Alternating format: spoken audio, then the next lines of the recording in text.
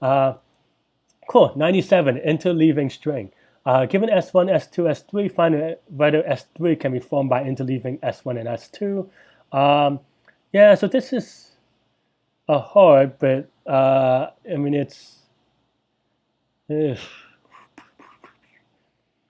Um, so I mean, so sorry. What I was thinking is that this is clearly a dynamic programming problem.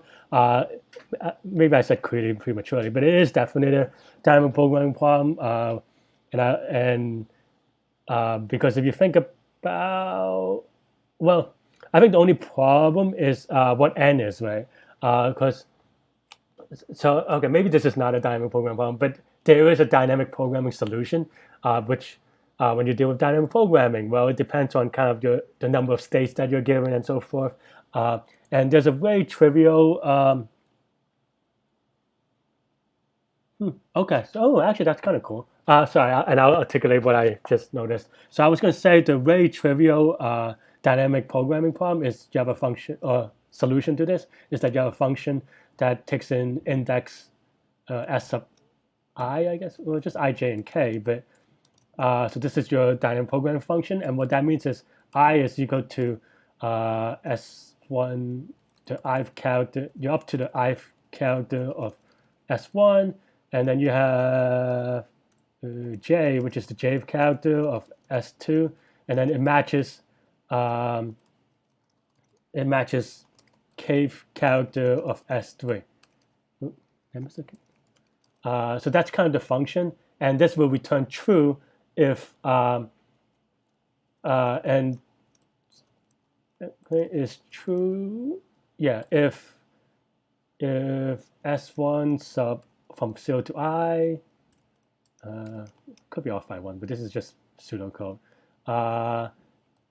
and s sub 2 O sub j can make s3 of O sub k. So that's the dynamic programming function. Is that fair? I don't know. Let me know if I could or need to explain this a little bit more.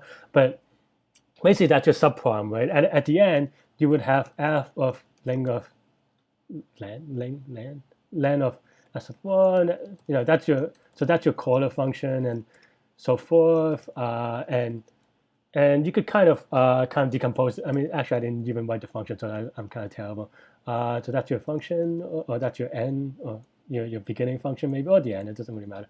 But this also decomposed to f sub I plus one or I minus one, depends which way you want to go. I think in this case it doesn't really matter. So, but this is equal to this if s sub one. Might as well just write code at this point. This is like so. It's equal to s sub 3 of k, something like that, right? Or yeah, yeah. Or let me just copy and paste this time a little bit. Or something like, let me fix the copy and paste. Something like that, right? So that's kind of your recursion memorization type thing, and that will kind of yeah. So kind of analyze this. Well, because I, j, and k. I mean, I guess the length of strings doesn't. The length of the string is not it's not the same across strings. So you have like m or n, m, and o. Now that's just confusing, right? What's that the n and m? Okay, also it's going the other way. L? Let's just say L. I don't know. Sorry. So let's say you have those three things are your length of your strings. Then you have an n times m times L space, and actually, yeah, and that's your complexity too, because at each place, at most you do two branching time, right? So what does that mean? That means if n, m, or l, or the biggest of the three, or something like that, or less than or this is essentially roughly like n cubed, right? But the question is, can we do better? Because n cubed, maybe you could do n, you go to like 100 or something like that. But then after that, you begin to run out of time and space or whatever. You run out of something because Because let's say n is 1,000, then n cube is 1,000,000,000, which I don't know. That's like you're allocating a lot of space. But so I think the one thing that is cool, even though I guess it's a I don't know, people probably practice fonts already know this, but or like the smarter people. But one thing to note is that well, S the length of S3, which is L in this case, well, this can only be true if L is equal to n plus m, right? Oh, sorry. Yeah, actually, that's right. Or another way to say it, the len of S3 is equal to len of S1 plus len of S2. I mean, I think this is, I don't think I have to explain this. I mean, because, but I'll try a little bit anyway. I don't know. Because if that's not true, then you always have strings, or you have characters left over in one of the strings, right? I mean, I think that's clear. So actually, maybe I'll even just code it up.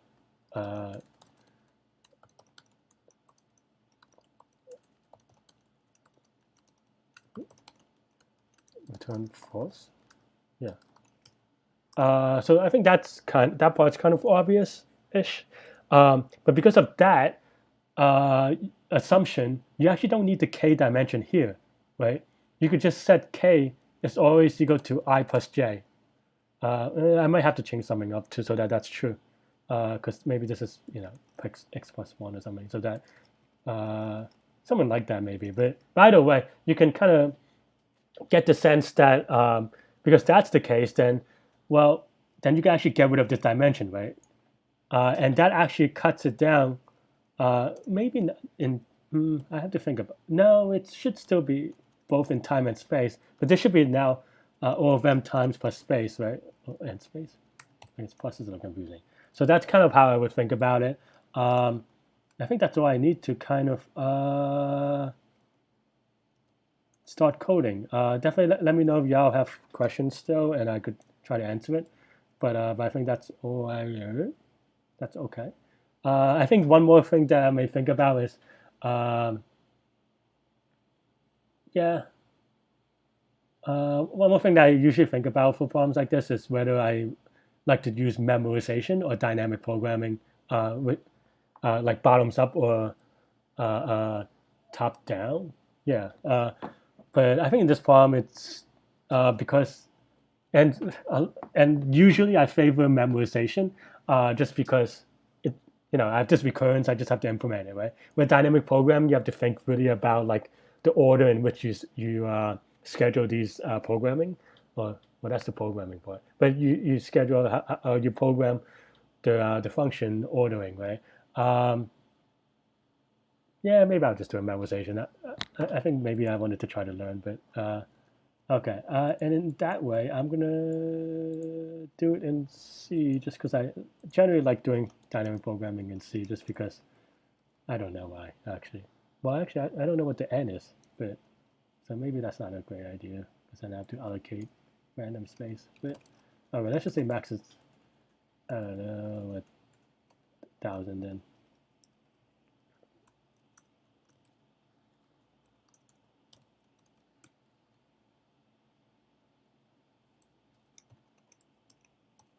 That's my array.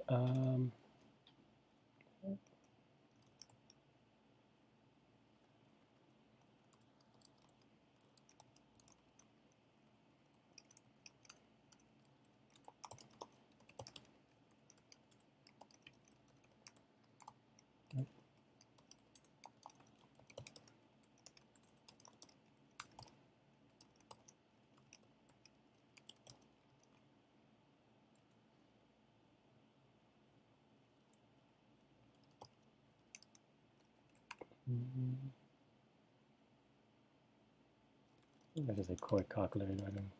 So you start from the thing. Okay.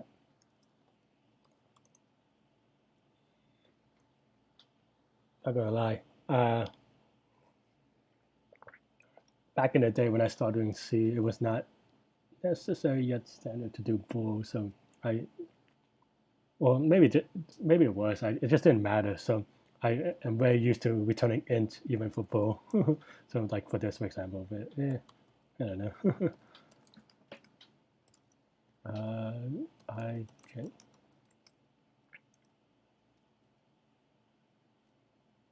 Okay. Oh, I didn't. Okay, I'll do it in a bit.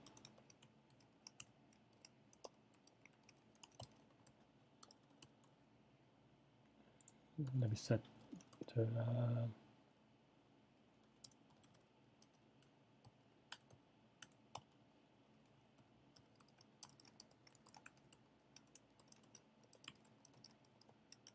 set DP up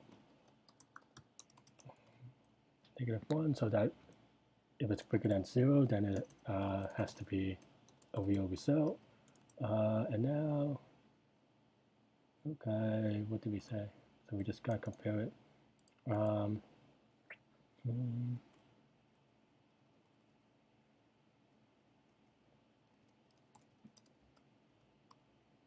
Comparison 0 to use to Python for a second.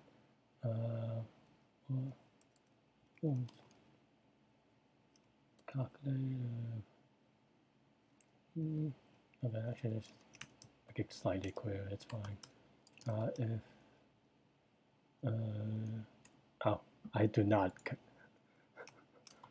I did not bring the string up. Naming is hard.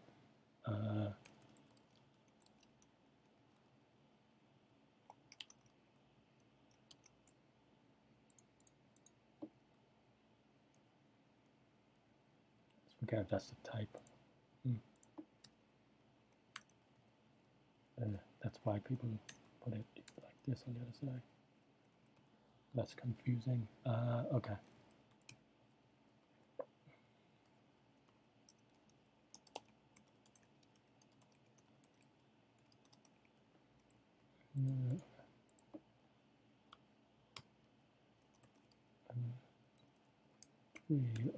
Okay. Then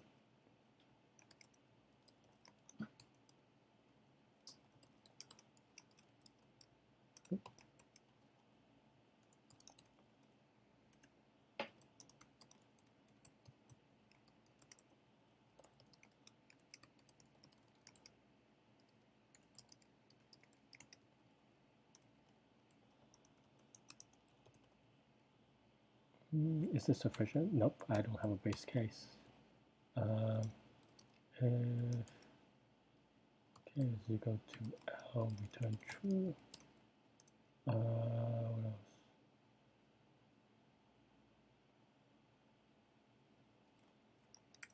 Wait, that's it.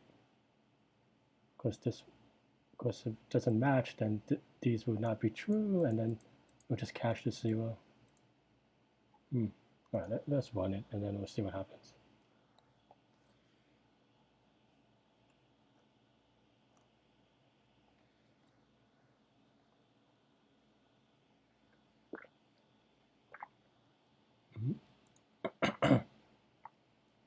And I always forget how to. It's been a while.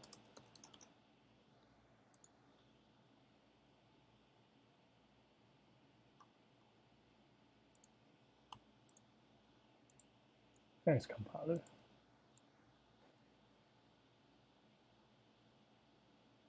Oh man, well, at least it compiles. Okay, so it looks forced, so it never gets to this. Why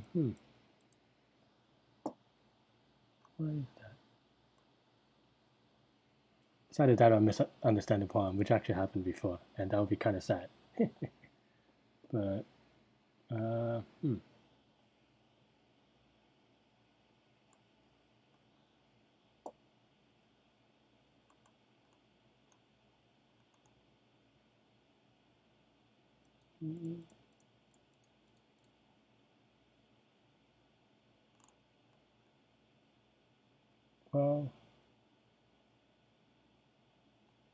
I don't.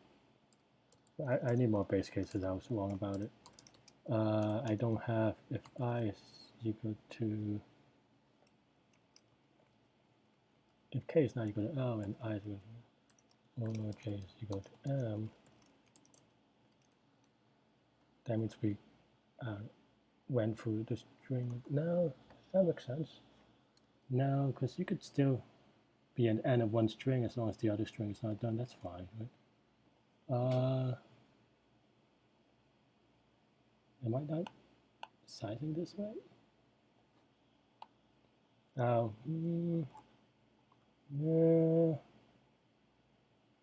yeah, this is off by one. In the initialization, so it's caching stuff wrong. Okay. Silly mistake. Let me try the second case.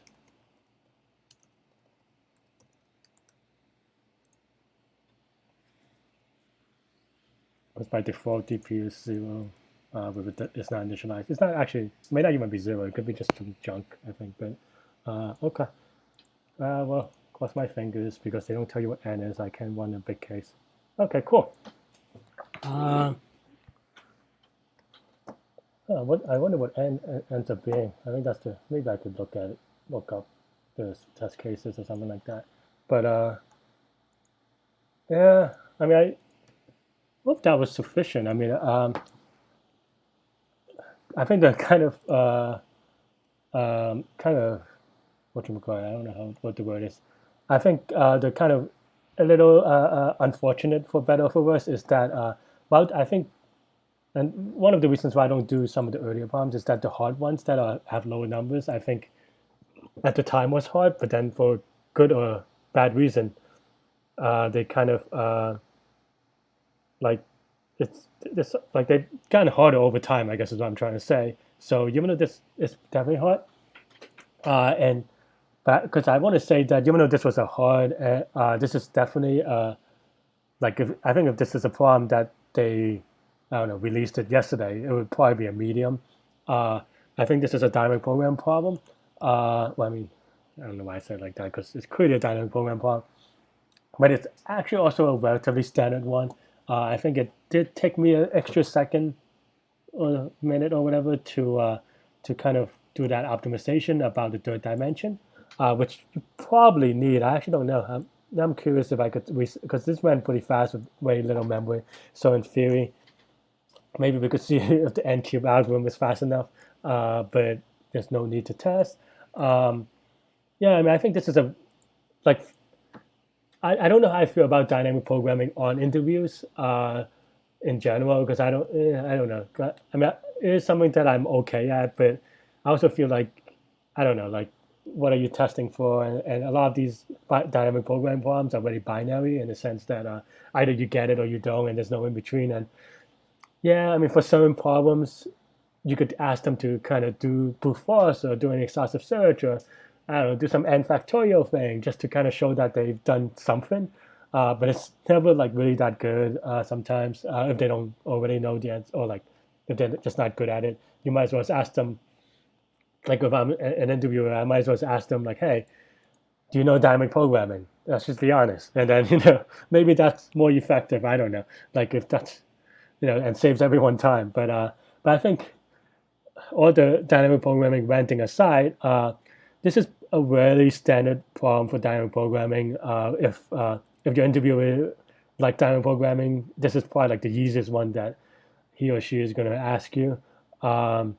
Like relatively, I mean, there may be easier ones per se, but like it doesn't get any easier than this, to be honest. Not to be, I don't know. Well, I'm definitely not sugarcoating, but not the opposite of that, where like not to kind of make it sound harsh if you're having trouble with it, but this is because there are definitely way harder ones with tricky assumptions. Because this one is just like okay, you keep track of indices and and at the core, while I have a lot of random crap in here, I mean this core is like 6 line, 8 lines of code, right? So and there's like not that much margin of error. I even spent more time just because I actually got a Euclid sign here, but so yeah. And whether it's fair or not, I mean, I don't think I would ask this as an interview question, but it's definitely on par with interview difficulty, as I mentioned. So definitely something that y'all need to study on if you you know, want to be better at it. And I think this is actually for that purpose, a very good prompt to kind of make sure you practice it up. And because I think this is kind of easy to understand. I don't know if I explained it well, but if you do a YouTube on something similar, like this is probably as easy as it gets. So make sure you understand this at least, and then you could use it as a building block to harder dynamic programming problems. Uh, in terms of code quality, I could probably rename some stuff a little cleaner for sure. Calculate is not super clear. Some of these variables I could name better, and this I kind of was a little lazy on. And maybe you could say that I could have a function for, I don't know, resetting the cache or whatever you want to call it. But so the kicker to the recursion is a little maybe icky. But I think the recursion is mostly okay. I mean, because we define what I, J, and K is. Maybe you add a comment section here if the interviewer is really not happy. But otherwise, given what we have, I mean, this is relatively. I mean, this it's like 10 lines of code. So how bad can it be? Okay, maybe I shouldn't say that. That sounds like a challenge because people can make some really ridiculous code. But yes, but like if you actually try, it's probably okay. So I think that's kind of